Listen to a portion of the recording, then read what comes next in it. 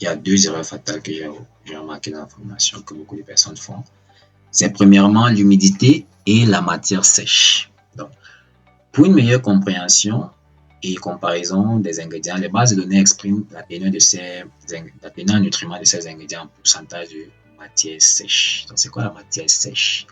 La matière sèche, c'est comme son nom indique, la matière qui est sèche, qui a été bien séchée. Matière sèche, ça veut dire sans aucune trace d'humidité ou d'eau à l'intérieur, sans aucune trace d'eau.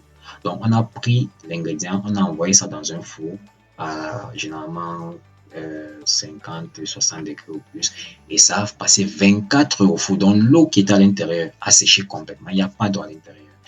Et c'est là qu'on fait les analyses. Vous voyez un peu. Je vais prendre ces exemples ici, mais il permet de continuer. Malheureusement, dans la réalité, il n'y a aucun ingrédient qui n'est sous sa forme de matière sèche. Même le maïs, qu'on dit que c'est sec. Prenez le maïs, vous mettez au soleil pendant un mois. Le maïs là va toujours contenir de l'humidité. Je ne sais pas si vous voyez un peu. Aucun ingrédient n'est sous sa forme de matière sèche.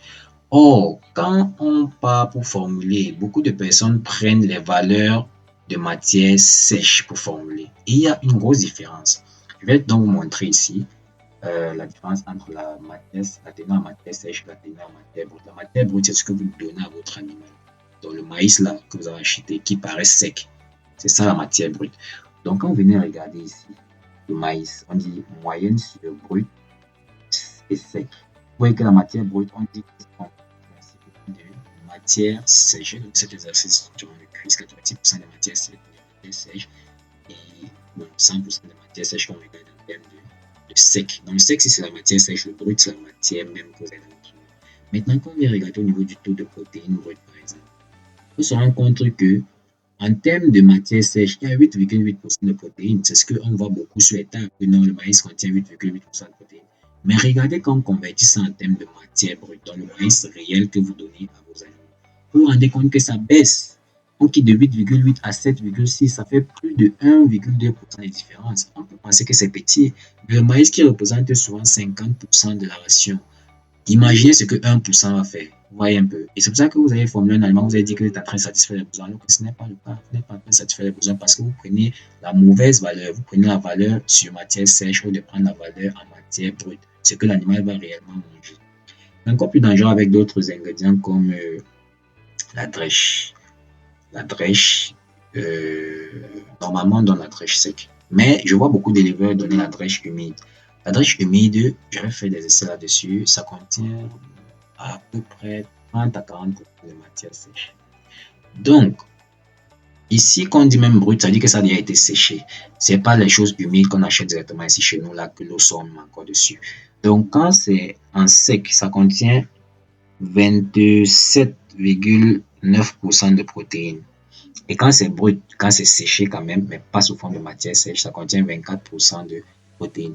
Mais imaginez alors, quand vous achetez ça mouillé, humide, et que ça contient, ici ça contient à peu près 12% d'humidité. Pour avoir le taux d'humidité, vous prenez le 100% de matière sèche moins le taux de matière sèche dans la matière brute. Ça va vous donner à peu près 11,7% de protéines.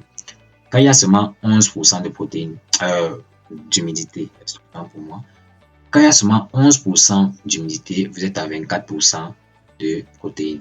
Imaginez qu'il y a 50% d'humidité. Ça diminue drastiquement la valeur de protéines que vous êtes en train de donner à vos animaux. C'est extrêmement dangereux. Et le problème aussi de l'eau, c'est que l'eau remplit le ventre. Donc pendant qu'il est en train de manger, vous croyez qu'il a beaucoup mangé, alors que ce n'est que l'eau qu'il a mangé. Après, il ne peut plus continuer de manger. Alors qu'il n'a même pas eu tout ce dont il avait besoin dans son aliment. Donc il faut vraiment regarder ces choses-là quand on formule des aliments. Utilisez des ingrédients les plus secs possibles et évitez les ingrédients qui sont trop mouillés. Si vous voulez utiliser la drèche, séchez la drèche là bien jusqu'à vous toucher dans votre main. Là, c'est comme le son, c'est bien sec avant d'utiliser dans votre aliment. Sinon, vous êtes en train de faire des choses dangereuses à vos animaux et c'est à éviter. Moi, vraiment, je ne peux pas vous recommander ça. Ça, c'est la première règle que les gens font lorsqu'ils formulent. Ils regardent les teneurs en matière sèche au lieu de regarder les teneurs en matière brute. C'est très dangereux. Vraiment, on s'amuse là. C'est à cause de ça que vous prenez les formules, vous pensez qu'elles sont équilibrées alors qu'elles n'apportent pas ce qu'il faut à vos animaux. Donc, la deuxième erreur, c'est la variation des valeurs nutritives des ingrédients. Malheureusement, en ce qui concerne le vivant, rien n'est parfaitement identique. Le maïs, même qu'on a vu ici, là, derrière, on dit 8,8% de protéines ou même 7,6% de protéines ici. Est-ce que le maïs que vous prenez chez vous, c'est la même chose? Ce n'est pas la même chose. Ça ne peut pas être la même chose. Ce n'est pas la même souche de maïs, c'est pas la même variété, pardon. Ça n'a pas été cultivé au même endroit, ça n'a pas utilisé les mêmes techniques, les mêmes quantités d'engrais n'ont pas été utilisées, le même stockage n'a pas été employé. Donc, autant de choses qui peuvent faire varier la teneur en protéines de ce maïs-là. Donc, ce n'est pas la même chose partout. Donc, si vous venez prendre 7,6 si vous croyez que c'est exactement ce que vous avez trouvé, c'est un risque que vous prenez. Vous avez une chance sur deux de réussir. C'est extrêmement faible. Extrêmement faible. Vous n'êtes même pas sûr à 60%, même à 51%. 51% seulement que vous allez tomber sur cette valeur-ci. Donc, vous avez 50% de chances de rater et de ne pas apporter les besoins nutritionnels de vos animaux. Donc, plus grave encore, c'est que ici en Afrique, on connaît les vendeurs. Ils vont prendre les ingrédients là, ils vont mélanger, ajouter les coques, ou bien écraser le maïs avec les rafles de maïs, vous n'allez pas savoir. Ils diminuent encore comme ça la teneur des nutriments de vos aliments. Prenez cet exemple-ci, pour que vous puissiez voir un peu ça de manière concrète. On dit le maïs, toujours. On vous dit la plage même de matière sèche va de 78 à 98%. La plage de protéines va de 5,7 à 10,8. Vous vous rendez compte? Ça veut dire que le maïs, si vous pouvez tomber sur un maïs qui a 5,7% de protéines, ou bien vous pouvez tomber sur un maïs qui a 10,8% de protéines. Et ils ont fait ça sur 7800 essais. Donc, ils ont testé 7800 maïs dans le monde. Et ils ont vu que les valeurs variaient entre 5,7 et 10,8% de protéines. L'écart est énorme. Vous ne pouvez pas être sûr que le maïs que vous allez prendre est dans cet intervalle-là. Vous ne pouvez pas connaître la valeur exacte dans cet intervalle-là. Donc, vous ne pouvez pas. Si vous prenez la moyenne, comme j'ai dit, c'est à peine 50% de chance que vous allez tomber sur la bonne valeur. Pareil pour la drèche. On dit que la drèche, qu'on a dit 24% de protéines en brut là, en réalité, il y a des drèches qui ont 17% de protéines et il y a d'autres drèches qui ont 30% de protéines. Comment est-ce que vous allez savoir que ma drèche a tel pourcent de protéines? Il y a deux choses à faire, deux solutions. Soit vous faites une analyse de vos ingrédients à chaque fois avant d'utiliser. Donc, vous partez au laboratoire, vous payez, on fait l'analyse, ou bien vous utilisez la technique de l'analyse NIR. C'est vraiment un objectif que je veux atteindre. C'est un équipement qui permet de rapidement analyser les matières premières sans avoir passé par le laboratoire et sans acheter des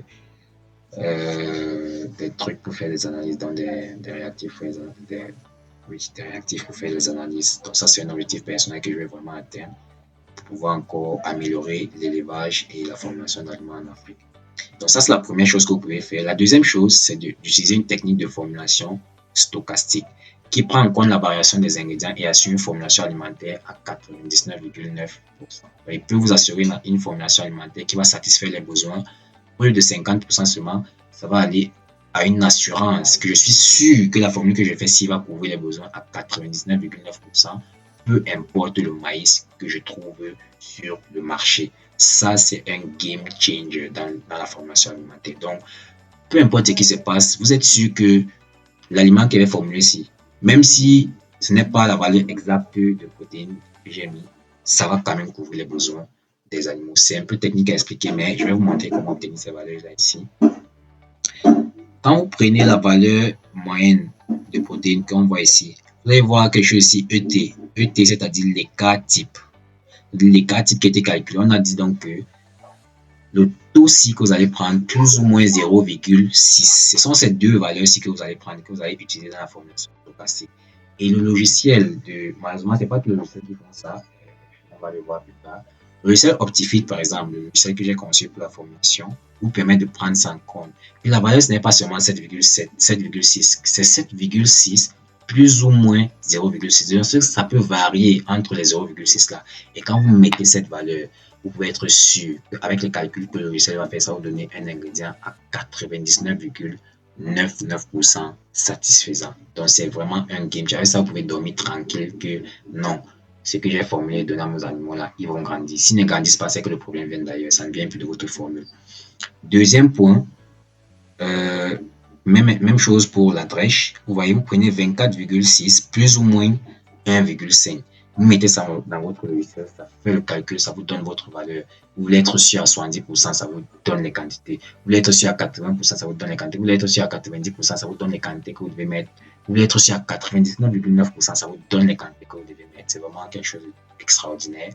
Et voilà, on va On va voir ça dans la partie démonstration pratique du logiciel. Donc, s'il y a des questions, vraiment, vous pouvez les poser.